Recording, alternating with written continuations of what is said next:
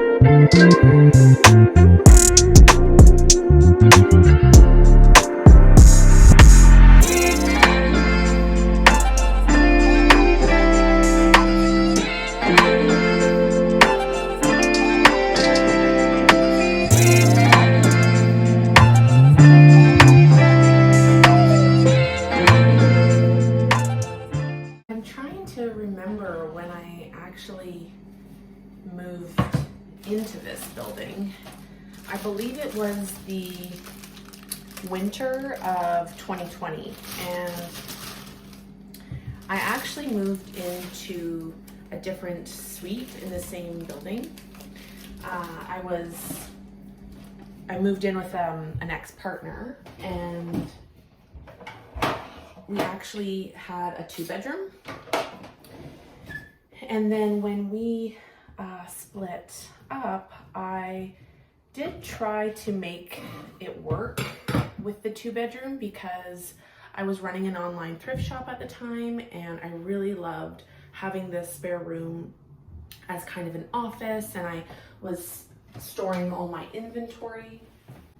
But inevitably the cost was just too much. That was a tough decision, but ultimately when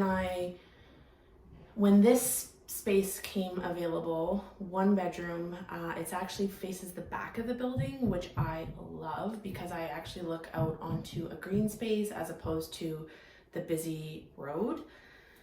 It was so good for my nervous system. I just found that it really came down a notch. It also was nice that when that relationship ended, I could start fresh in a new space that was always just mine. And yeah, there was just some emotional heaviness to the former space. So I've been living in this unit for over a year. I believe it was a year in November, so just over a year. And I pay $12.50 for this 1-bedroom. And then I pay an additional $10 for my parking spot. I also have a storage locker, which I think I'm supposed to pay for, but I don't. So yeah, that's $12.60 all in. That is the apartment. The rent also includes heat and hot water. So you may have noticed I have these really cool old radiators, and it's a hot water heat. So I think it's just easier for them with that style of heating to include the cost in the rent price as opposed to me paying for it separately. So the only additional costs I have on top of the $12.60 is electricity. So that doesn't include heat. So that's actually really awesome.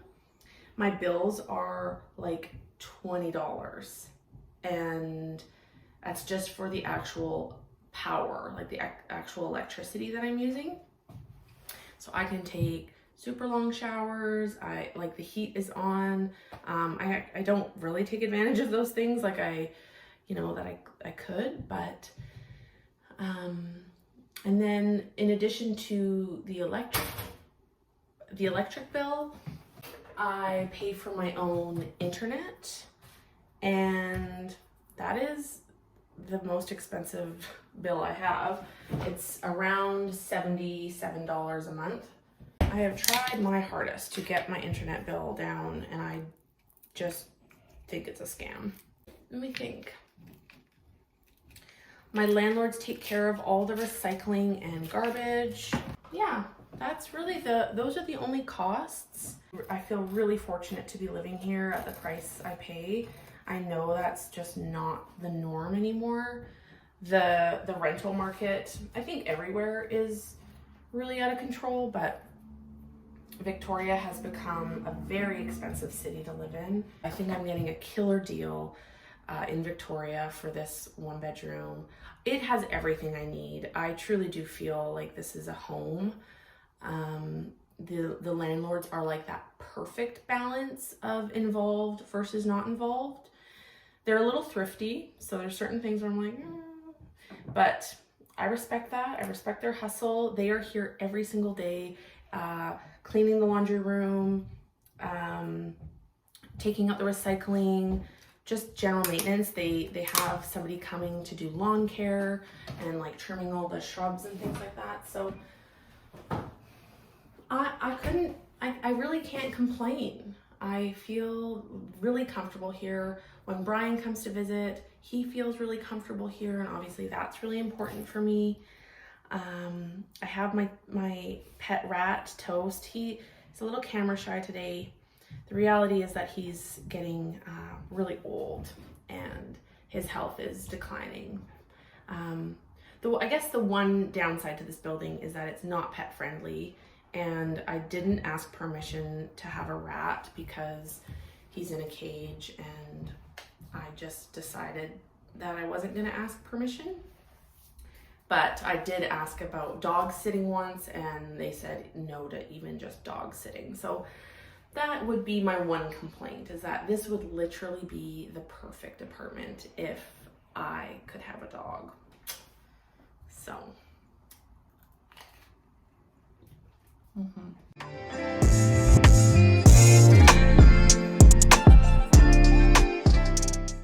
I'm definitely a big homebody. I love cultivating a safe, functional space. That is my jam. And I also have a bit of a restlessness when it comes to my decor. Like, I am constantly reorganizing, getting rid of things, finding new meaning for things. I haven't really fine-tuned, or I don't have clarity on what my exact style is of my decor, but function first and foremost. I love natural fibers, wicker, a lot of wood. I love really neutral tones. Like this couch, this was given to me by my girlfriend, dear girlfriend, Corie, and it was a hand-me-down.